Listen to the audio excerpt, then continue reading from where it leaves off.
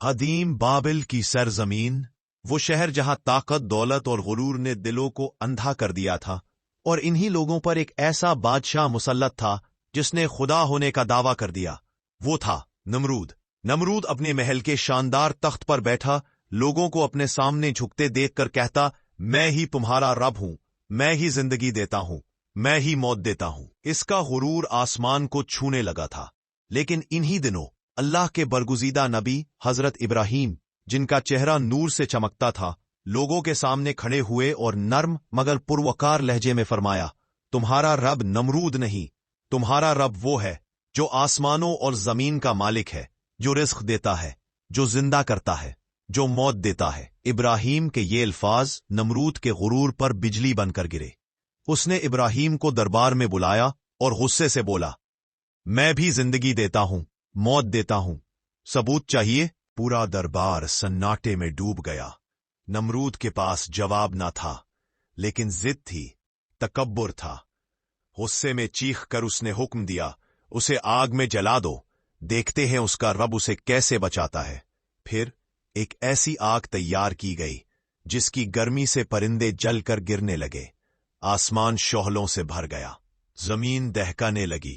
حضرت ابراہیم کو رسیوں سے باندھا گیا اور ایک عظیم منجنیق میں رکھ کر آگ کی طرف پھینکنے کی تیاری کی گئی۔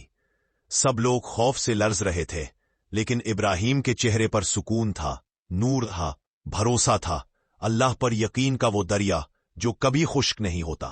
پھر منجنیق چلتی ہے، ابراہیم فضا میں اٹھتے ہیں، نیچے دہکتی ہوئی آگ جو ایک شہر کو جلا سکتی تھی، مگر اسی لمحے اللہ رب العالمین کا حکم نازل ہوتا ہے، اے آگ، ابراہیم پر ٹھنڈی اور سلامتی ہو جا۔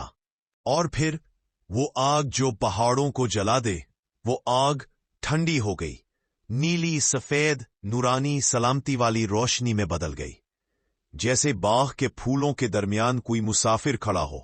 وہ آگ جو پہاڑوں کو جلا دے، وہ آگ ٹھنڈی ہو گئی، نیلی، سفید، نورانی، سلامتی والی روشنی میں بدل گئی، صرف اللہ کو زیب دیتی ہے۔ مگر نمرود کا غرور ختم نہ ہوا۔ آخر کار اللہ نے اس پر اپنے عذاب کا فیصلہ سنا دیا۔